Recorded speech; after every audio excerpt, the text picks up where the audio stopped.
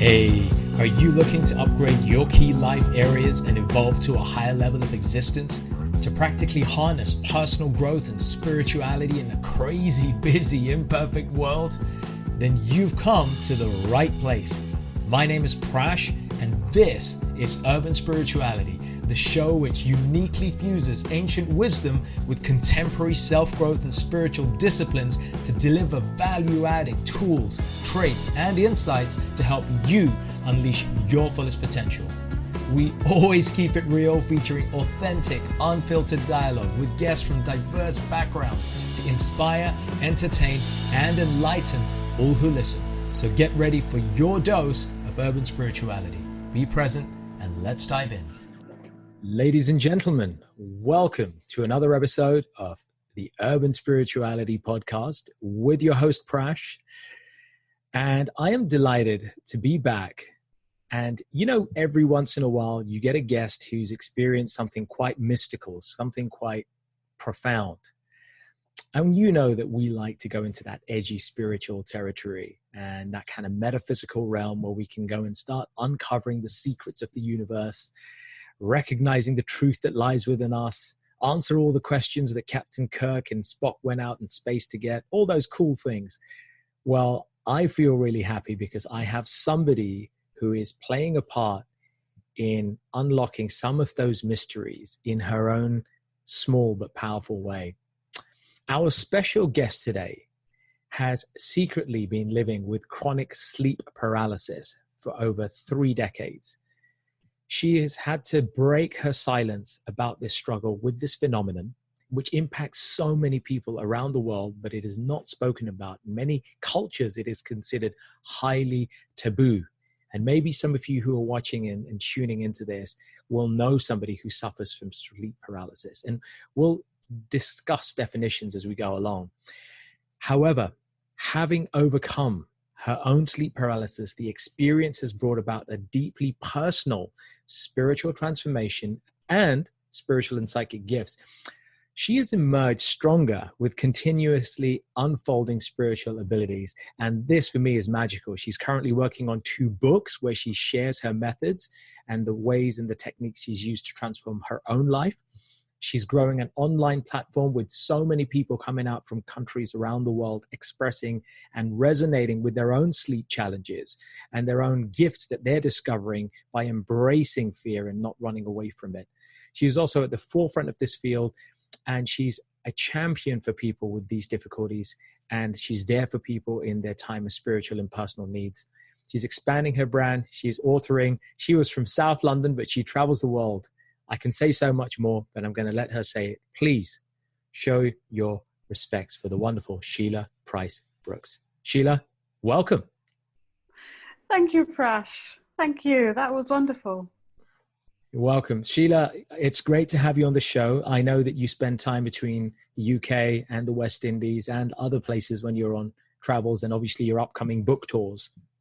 So Let me ask you first, straight off the bat, what the heck is sleep paralysis? Share a few definitions and some context for our listeners and viewers, would you? Okay, well, let me just say that I think it took me a long time to find out what sleep paralysis was. I had never heard of it before. As a concept, as an idea, no one had ever spoken about it. I think way back then, it was just the fact that I was having tormented sleep and didn't really know what to do about it. But for me, and also for a lot of other people, sleep paralysis is where you go to sleep like any normal person, any normal night. And at some point during your sleep, you wake up. You're still sleeping, but you wake up. It could be likened to having a dream. But when you wake up in darkness. You feel a sense of foreboding. You can't see what's around you, but you feel as though people, things, something is there watching you and is around you. There are times when you may feel a pressure, a weight on your chest. This is whilst you're still in bed, and remember, you're sleeping here. but you feel the weight on your chest, and that alone frightens you. You're gripped by the panic and the fear because you're thinking, well, let me wake up. This is a dream. This is some kind of a nightmare. But you find that you're frozen. You can't move. Your arms and legs, you have no power, no ability to move them. You're literally paralyzed. Somehow you may try to move a little finger or toe or an eyelid or something, and it seems to break it, whatever it is. And then you wake up. You wake up looking around, trying to kind of get your bearings. I think, of course, you're saying, you know, what the heck just happened? What was that? Because you're very much aware that it wasn't a dream, it wasn't a nightmare, but at the same time you were sleeping. So rationally, you know, how do you make sense of that, you know? That in itself is sleep paralysis. And I think that a lot of people share the same kind of experience. For some persons, it's just something that happens rarely, once in a while. For me, it was maybe 2-3 times a week. For me, it got to the point where I didn't want to sleep. I was scared to sleep. I mean, and I've always had fairly professional jobs. I was a wreck. I was tired, constantly tired, you know. And the thing is that it's not something that you can share with anyone. I mean, you don't go to work and say, you know, I had one of them kind of demon nights last night. I mean, you don't do that, do you? But, you know, I would be tired. I couldn't concentrate, lose focus. And I think it was the constant fear that, is it going to happen again if I fall asleep, you know?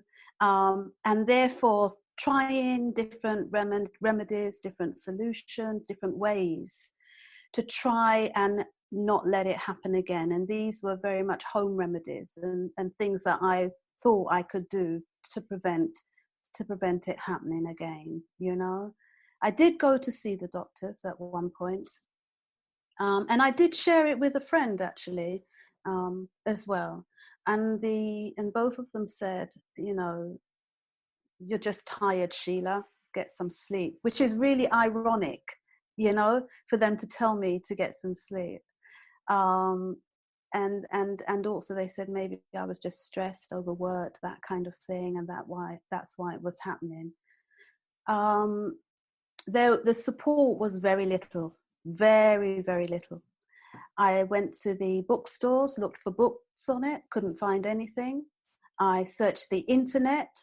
I think the most I found on the internet were horror stories where people were sharing their experiences, and that kind of just brought back the horror of it for me. So it wasn't very helpful. I tried lots of different things, Prash, over the years, many, many things, from sleeping at different times of the day, of the night, staying up as late as possible, you know, setting the alarm so I'd maybe sleep for an hour at a time, sleeping in different rooms, sleeping in different beds, sleeping in different positions, sleeping with different sheets, candles, different oils in the room, Bibles, thinking that it was evil spirits and demons that were coming for me. Well, actually, let me just replay on that for a moment. I know from, you know, my own journeys that, firstly, I've experienced that. So I want to share that with our audiences. I have experienced this on more than just a handful of occasions over the years. I have experienced it plenty of times. And it is almost exactly as you describe it. You're unable to move. Your throat may be choked, so you can't utter.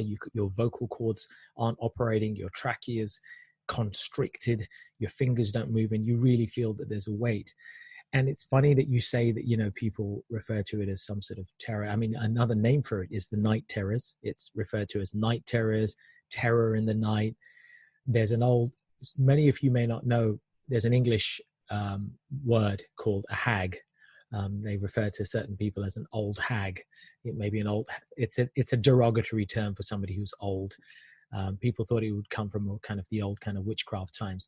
And that phrase, the old hag, was a reference to what people perceived to be sitting on top of them during that sleep paralysis, that it was the old hag who had come to visit upon them and they were stuck. And then you get other stories from other cultures, of course, of entities, higher entities, or let's say harmful entities, coming to enjoy, take pleasure from your body. Concubine, succubine, you hear about these terms, succubines rather, coming to enjoy you, and they paralyze you and then they enjoy you sexually, almost like a psychic rape. And I guess what I'm trying to get at is there are so many different connotations and taboos around this subject. And let me ask you this. Why do you think, in all your years of research in the area, why do you think in just there is such taboo around the subject, and so many people you find are not willing to even open up that they're experiencing this at night?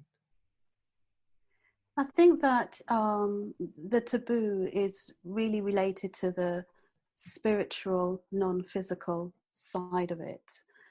The fact that, I mean, a lot of society, I mean, what we're aware of is heaven and hell, God and the devil. The devil has demons, the devil and hell. And I think that to some extent, sleep paralysis is relatable to demons and the devil. And to some extent, the things that are seen when you experience sleep paralysis can be likened to demons and the devil, and they're around you and they're watching you. So therefore, it's quite difficult to relate something like that to colleagues, to friends and families, to say that you have this around you. I think also what's important is that it's something that we know very little about in terms of spiritual management and how to control that. So therefore, if it is, let's say, and I don't necessarily believe it in this way, but let's say that there are demons and devils who come out at night time and are attaching themselves somehow to me. My friends and family would be very wary of me, you know, thinking that it's almost like I'll have some kind of a plague or right. something, because they don't want it to affect them. Yeah. Because and the worst thing is how do you get rid of it? I mean, it's not something that you can go to the doctors about, really. No, you know? and it's not to be taken lightly, because a couple of 100 years ago only, in, for example, post-Civil War America, people were ostracized from society or punished at worst for even having sleep paralysis, because they were regarded as people who were evil, and therefore they were getting these visitations. You were actually cast out for even admitting to having this. And yet, you know, obviously modern science now and modern medical and psychological views on it provide a much more amiable, rational framework for us to understand these in a much more empathetic way. And so, you know, there is a deep understanding for it, but I don't want to go down the medical route here. And we'll come back to some sleep strategies from yourself later on, and things that people can do. But what I'm more curious about here is the special journey that you've been on since you've experienced them, because you're not somebody, unlike many people who experience sleep paralysis, deal with it in some kind of way or learn to live with it and leave it at that. You've actually found it to be a gateway for something a lot more sublimer, a lot more insightful. And I'd love to hear a little bit about that. Well, I can say quite happily that I've been free of sleep paralysis now for maybe just over a year. Okay. Yeah. Right. So I haven't had any of those experiences as they were before or as we've described. I have noticed a very dramatic shift, though. I wouldn't say that things are normal as normal as they can be, i.e. that you go to sleep and you have a little dream, maybe that you don't remember, and you wake up and it's all hunky-dory. I wouldn't say that that's what I'm experiencing now. It's almost as though the sleep paralysis has transitioned into something else, which is why the gateway that you mentioned is a good way of explaining what I feel has happened to me. It's almost as though the sleep paralysis has opened the door to another dimension, another world, so to speak, you know, that is a non-physical world, that is energy based, and that is full of gifts and surprises and excitements, you know. I know that I did do various practices and did various things. I mean, I didn't just wake up without sleep paralysis one day. You know, I had made a conscious decision that I didn't want this anymore. I did do that. And I said, okay, I'm going to try this. And by doing it, it worked. It worked for me. And which is why I can say that I haven't had an episode for over a year now. But in terms of the gateway now, I have more clearer understanding of the experience, and that the experience is very much energy based on a spiritual level. And there's something, the core part of it, I think, Prash, is the fear that we associate with sleep paralysis, and that for hundreds, if not thousands of years, it's been perceived negatively, and it's developed this fear-based kind of emotion. Just to talk about sleep paralysis, it conjures those images, and you kind of feel, oh my gosh, I don't really keep that away from me. I really don't want to get involved in that. Whereas it's simply the fact that we don't understand it, we reject it, we don't acknowledge it, but really there's something a lot deeper going on, Prash. Not everyone experiences sleep paralysis. It's the very few who experience sleep paralysis, you know. Those who experience sleep paralysis have a unique acuity to spiritual engagement. Yes, to spiritual engagement. And therefore, they are more attuned to be able to align spiritually with what's going on. And by spiritually, I'm talking about the energy that we all possess. I mean, whatever you want to call it, but we are all energetic beings, you know? Yes, sorry, you were going to... No, that's profound. I mean, we're all energetic beings. Recently, at a talk, I was describing exactly that to a room full of people, reminding them that they are more than this body, that we are not. And a lot of people think, strangely, but a lot of people think that they are their minds, that we are our thoughts, we are our mind. But yet we're not. We are the possessor of our thoughts. We are the possessor of our mind. And that is a vehicle that's often used in psychology, at least in spiritual psychology and metaphysics, to help to extricate somebody's addictions and concerns and problems from their true nature by helping them to gain an outsider's perspective. The moment they recognize that they are not their thoughts, that they are the thinker of their thoughts, there is a profound liberation. A weight is lifted off their shoulders, that this is a transient, transitionary thing that will just pass, and I will persist. I will live beyond this.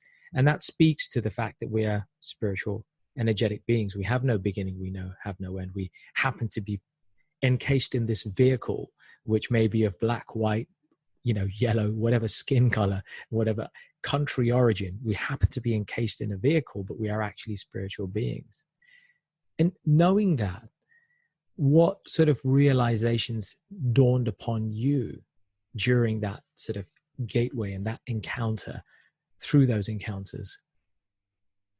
I think I've been left with a clear knowing of things, and sometimes there are things that I know about in terms of information, I'll suddenly say, oh, how did I know that? But I knew it.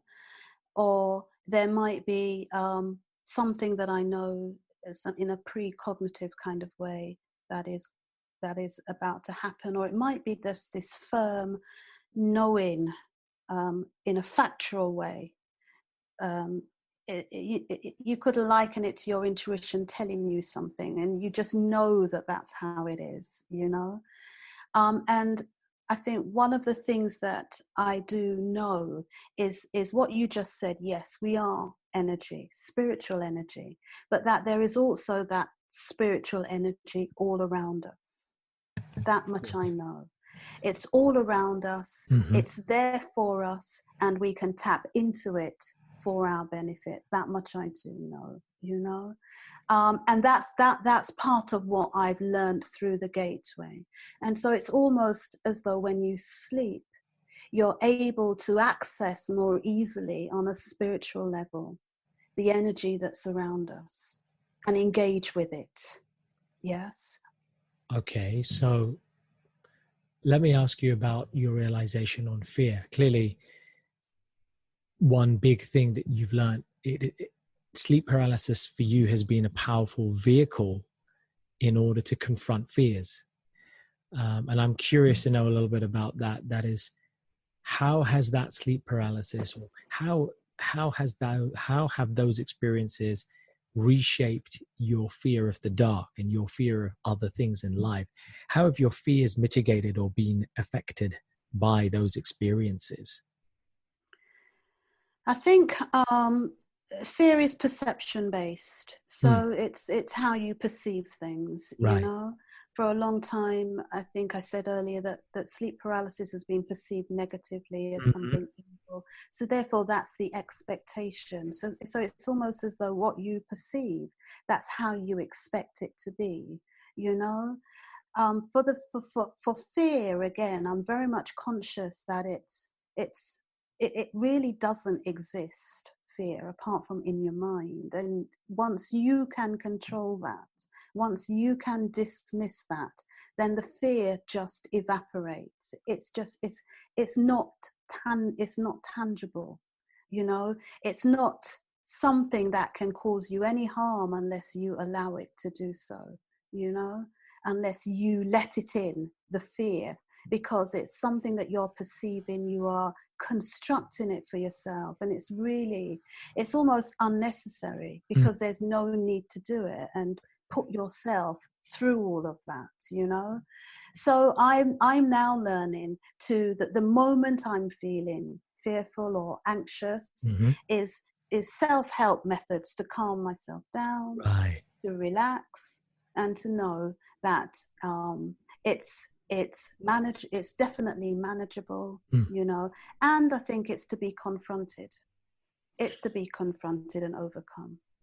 It reminds me of a famous acronym for fear, right? You may have heard that one: false evidence appearing as real.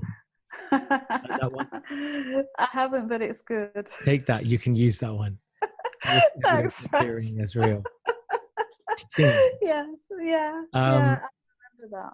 Yeah. So, and I, one of my friends often said that, and I think there's a lot to be said that it is perception based. So let me ask you this: for people who are struggling in the dark, people who are afraid of the dark, and by the dark, I don't just necessarily mean afraid of sleeping at night because of darkness, but who are afraid of darkness in their life, maybe darkness through other people, maybe the darkness of the shadows cast by their unhappy job, an unhappy relationship, or a difficult time with their health. What perceptions or insights could you offer or would like to share with audiences that could help them to reshape or reframe how they can overcome that darkness or encounter it? Well, darkness is an absence of light, which means that there is always light. There is always hope. You know, there are always options, choices, opportunities, possibilities, potential, you know. I think that we can make choices. We do need to take, there's somewhere at some point a need to take responsibility for where you are, but recognize that where you are doesn't need to always be the same. You can make choices, you know, you can choose to be somewhere different, to do something different, to be with somebody different, you know. And again, there is nothing to fear, because there is always the light, and therefore there is always hope, you know. I think that we mustn't be afraid of change, that we must be prepared to embrace change as something positive. I think that we are here in this physical body, on this earth, to grow, to learn, to develop, to expand. And in that means being prepared to experience new things, to do different things, to have different types of fun and laughter, to meet new people, to travel to new places. I think that's all part of, we all have the potential to do that. And we all have the capabilities to do that, to grow and to change and to expand. I think that it's not necessary. There is no need to stay in the dark. Why keep oneself in the dark, you know, when there is so much light all around that one can engage in? You just need to make the choice. You just need to say, well, in a very real way, this is where I'm at now, and this isn't where I'm going to stay, you know. And it's constructive, and it's positive, and it's so enlightening. And once you've done it, you know, the joy and the sense of worthiness, you know, that you then feel when you've made that step. It could be something small, you know, or it could be a significant life change, but whatever it is, it's very empowering. And it makes you feel so self-fulfilled when you've done it, you know, and it makes you feel like you can change and do anything you want. I mean, we all have one life to live. I mean, that's something we all have in common. So I'm always one for saying, why not make the most of it? Mm-hmm. Why not try and reach your potential, you know? Why not experience and do different things? Well, let me be devil's advocate. One big reason why we don't achieve our potential, I think for a lot of people, is fear of failure. Okay. Yeah. That's a big one. Fear of failure, fear of being judged, fear of being ostracized or cast out or laughed at or cut away or distanced from people. What would you say to that? What would the Sonia what would the Sheila who is, you know, Sheila, sorry, I know we did this before our pre-interview, right? So, yes. But those of you who are tuned in, the backstory is I had the pleasure of interviewing the wonderful Sonia Dubell, who is a celebrity yoga teacher. She's been with Richard Branson on Necker Island. She's taught Hollywood celebrities. And I was just working on her episode on the edits recently. So Sonia's been on my mind. So Sheila, please forgive me. Sheila, what would the Sheila of today say to that? That people... It's not that people don't want to aspire and reach for their objectives. It's not that they want to better themselves. It's those fears of failure, fears of being judged, and the aforementioned. What would the Sheila of today say through the accrued wisdom? Well, all of those things that you've mentioned, Prash, are all external. They're all based on other people's views and opinions, you know? Fear of being judged. By whom? By friends, family, I don't know, whoever, but it's all external to you. Fear of failure in whose eyes? Again, friends and family and whoever. Again, it's external to you. So to some extent, you're letting other people's views and opinions shape your life. You know, people are very fickle. People are very judgmental. What they want today, they don't want tomorrow. People are So also very forgetful. they are very Right? forgetful, and they forget they didn't like this, and And they people, like it today. yeah, and maybe here's something to comfort people. And I often remind myself, Bill Clinton, right? Yeah, Those of you who are old enough to remember when he was I in office, remember Bill. right? What did the man do, right? The Lewinsky scandal, right? The man had an indiscreet episode on more than one occasion and got caught with his pants down, literally, in the White House. It was a worldwide scandal.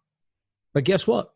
Fast forward a year, maybe 18 months, it's all forgotten. Water under the bridge. The guy's loved more now, as what he's one of the most loved ex-American presidents out there. They completely forgot. You know, the guy publicly apologized, did this, did that. People forget. They People do. think, you know, I think that's another big thing, Sonia. People forget. And, Sheila. you know, we can take that as a comfort. We should use that to our advantage. You know what? If I screw up, so what? Like you say, people will forget. And you know, those who are your friends or your family, those who care for you, yeah, they'll see you screw up and they'll be sticking around to help you pick up That's the right. pieces. They'll be there. When the That's dust right. settles, they'll be the ones who are there. If they're not there, hey, they didn't matter. That's it. That's it exactly. That's it. And that's the attitude really to have, I think, going forward. Mm-hmm. You know, don't be Yeah. bound by other people, other things. You know, have confidence in yourself and your own judgment and things that you want to do to make you happy. I mean, it's your life after all, isn't it? It's not somebody else's. So it's yours to do with what you want. And so if you want to do something, go for it. Go for it. You know, don't worry about the peanut gallery. Well, let me ask you that. What has been one of your most empowering ways to reclaim that personal power? The ways to do it. Oh, I mean, I live it every day, you know. I mean, that's one of my kind of guiding principles. And it's not that I'm selfish. It's just that I think of myself and I think, what do I want to do? You know, what will make me happy? What do I choose? You know, because if I don't do that, other people will do that, and I will be at liberty to them. So I do frame it that I do. Yeah, I do frame it that way. You Choice. know, I like that. You've injected it's choice into it, right? You choose. Well, it's always a choice. You can that's right. be this way. You can choose to be that way. It's still a choice. You may not like that thing that's scaring you, but it's a choice. Yeah, yeah, and I think Right. that we forget that. Yeah, nice. Real nice. And I think just recognizing and reminding yourself that you have that choice automatically invokes that personal power again. You know, it's taking back that control that you have of the situation, right? Viktor Frankl, right? He couldn't change the fact that he was in a concentration camp. He couldn't change that, but he was able to change how he perceived the torture that was happening. He was able to reframe what it meant for him, for his family. And he was able to, not only that, but he went one step further and trained his son and his wife by his own example, how to deal in those scenarios so that they were able to live and thrive after those terrible episodes. And it all came down to what he said is choice. You have that choice. That's right. That's right. And I think we do forget that, and we do need to recognize that we don't have to be victims. You know, we can choose otherwise and choose to be free. And I think that's also part of my mission and my message is to free persons from this sense of victimhood, this sense of being subdued and having to accept what's been put on us when you do have a choice in all things. So you could say, if I may paraphrase, that your mission that you have chosen, at least one big part of your mission, is to help people to open their eyes, so to speak, to the light. Yeah. Though they may be in the dark, though they may sleep in the dark, though they may have sleep paralysis or may not, both those classes of people have the need to open their eyes and embrace the light in order to overcome the darkness that persists in their life through fear and through other negative things. That's exactly it. That is wonderful. That is exactly it. Yes. We'll just have to capture that one, Sheila, and I'll send it to you to include in the preface of your book. Okay. Mission. on the back cover, right? Yes. Tell us what's on your radar. I mean, we've just touched on it there, but what's on your radar? What's coming up on your radar? We've got books. I mean, what's on the horizon for this year and into 2020, Sheila? Okay, well, I'm working on my book, which should be out hopefully for Christmas, which is called Beyond the Nightmare, which is focused on sleep paralysis and overcoming it. So it's packed with ideas and suggestions and ways that you can work to relieve yourself of sleep paralysis. It's also quite informative. So if you want information about sleep paralysis or to help friends or family, then that's the book for you. So it will be available Amazon, Barnes and Nobles, the usual bookseller places. I've also been asked to work alongside another author on another book. That book is coming out in October. Now, October is the key date because it's available free on PDF for a couple of weeks in October. Mm-hmm. So if you'd like to get the PDF of that, then you'd need to send me your email address and I'll add you to the mailing list. And what's that book called, Sonia? So that's a health and wellness. That's it. I'll get it. I'll get there, Sheila. You'll get there. Okay. What's that book called? The one that. So it's Organic Health and Wellness. It's called. Organic Health and Wellness. Yes, and it's filled with lots of ideas and suggestions for your general health and well-being. Okay, so that's 2 books on the horizon, and I know that obviously. 2 books. And we talked about the speaking tour that will come accompany the launch of your own book, of course, Sheila, and that'll take you. Internationally, of course. So that'll be something I'm sure that you're excited about, and I am very much so. Very much so. I look forward. I'm looking forward to that. And I'm looking forward to be invited to the Jamaica. I got to be there for that. For sure, Prash. Okay, if it combines with the jazz festival out there in Negro, hey, I'm cool. That's okay. Okay by me. I'll check the dates and see what I can do. Yes. Work it out with me. All right. So a couple of you've shared a few tips already throughout this beautiful interview, but what last few tips would you care to share with the audience around this area of sleep paralysis? If somebody's having it or having something of a similar nature, maybe even they're not having that, but the restless nights, is there anything you'd like to share further? I think that I understand very much about, for anyone that's experiencing sleep paralysis, what you're going through. And I know that when we say not to be afraid, it's a mighty jump from where you are to suddenly, the distance is very wide. If one moment somebody is filled with fear of sleeping and then you say don't be afraid, it's a big gap. Mm-hmm. But I would say that it's very important to start to think that this is something that can be overcome, that this is something not to be feared, and that and that there is a need maybe to perceive it different. I think just by having that intention starts the shift, starts the movement away from that fear. That's deep root. Intention, that's powerful. Right? Setting the intention. That's right. Set that intention and set it regularly. I would say try and. I meditate regularly. And I would say try and incorporate that into your life. It will definitely help with clarity and that engagement. It will make it a lot smoother. Obviously sleep paralysis isn't something that will be gone overnight. It phases itself out. It will transition out.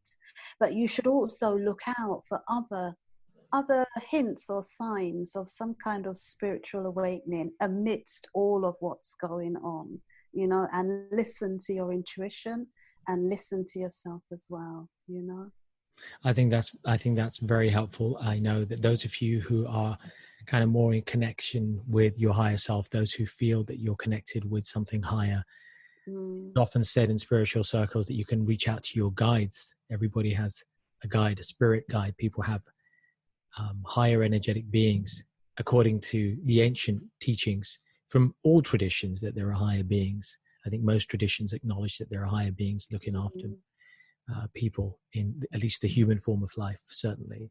And you could reach out to those spirit guides. You may not know who they are, but you can just put an intention out that if you're out there, spirit guides, help to protect my sleep and help me to get the most out of my nighttime journeys. That's right. That can go into a whole other conversation about astral travel, how the cord between the soul and how between the consciousness and the body can be extracted, and then how the soul can travel in its astral body at night. But that's going into a whole other conversation. And I don't want to finish this episode without a few rapid fire questions for you, Sheila. We're going to be completely unprepared for. Okay. All right, then I'm ready. Right. Rapid fire, real quick, short, sharp answers. If you could live anywhere in the world, where would it be and why? Jamaica. Okay. Enough said. Nice. You don't even have to explain that. You don't have to explain that one. All right. Enough said. All right. What key book or two books would you want to have with you if you were stranded somewhere for a long time in some island? I could never answer that just like that. What comes to you? Oh my gosh, there were just so many books. Which would you take if you were on that place next month? If I was there next month? Oh gosh. There were just too many, Prash. Give me one. I'm just an avid reader, so I know you are. Give me one that's stuck on your mind recently.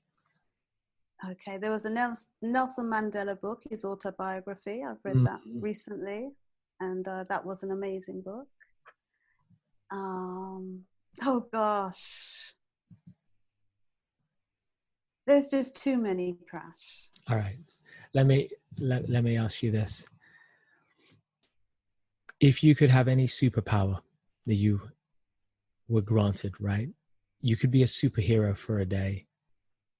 What superpower would you want, and what would you do with it? What would I do with it? Yeah, what superpower would you want, and what would you do with it?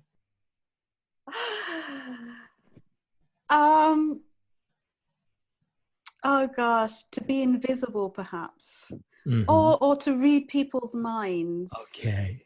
Yes, I'd like to read people's minds. And what would you do with that?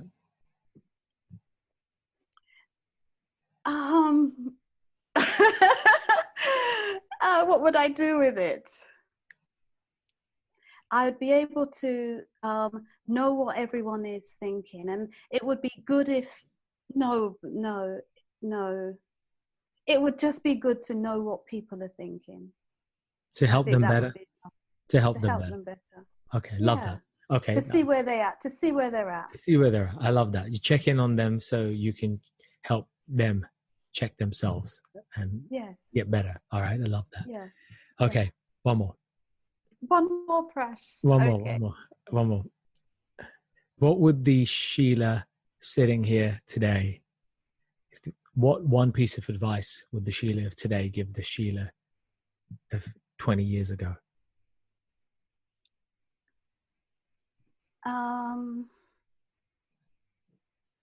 What would I give?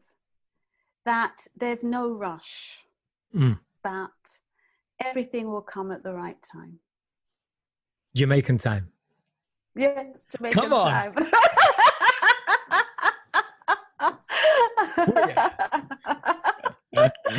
Yes, Prash. All right.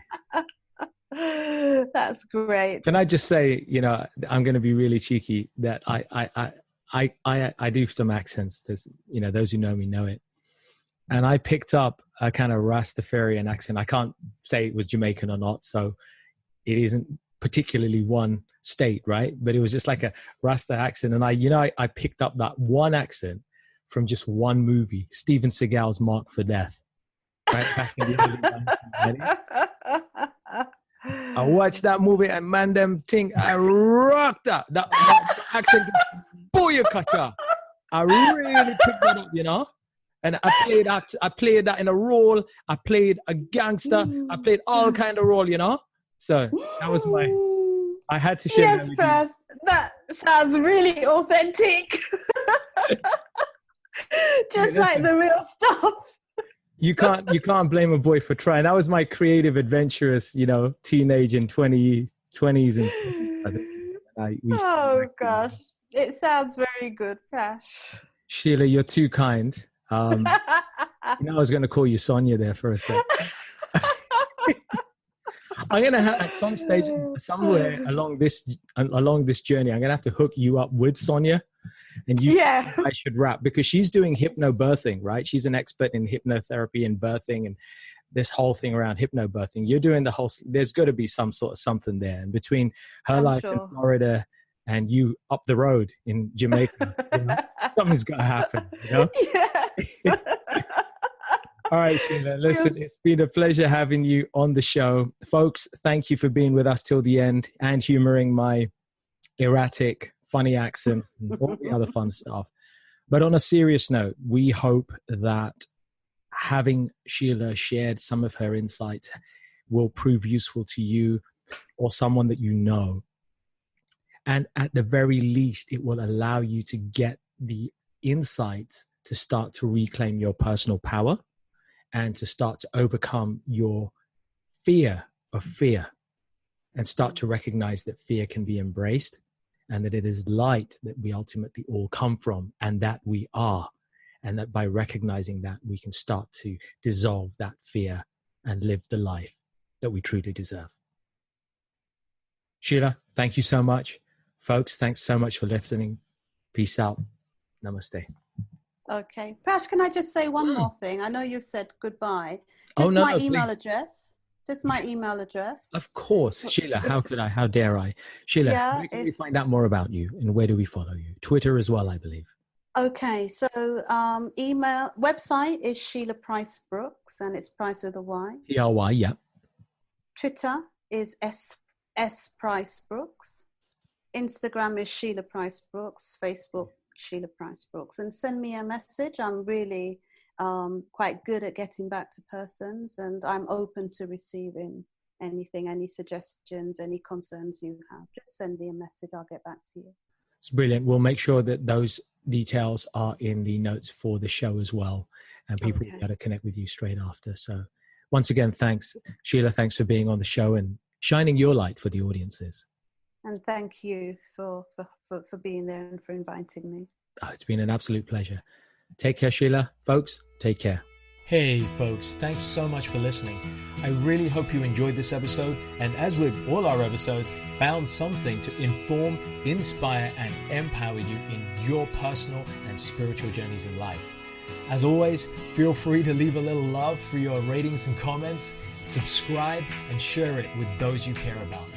And take your personal and spiritual evolution to the next level by joining us on one of our unique events, workshops, or retreats, or taking advantage of our personal and professional coaching packages. Find out more about us at mantratherapy.co.uk. I'm your host, Prash K. This is Urban Spirituality, and we will catch you on the next episode.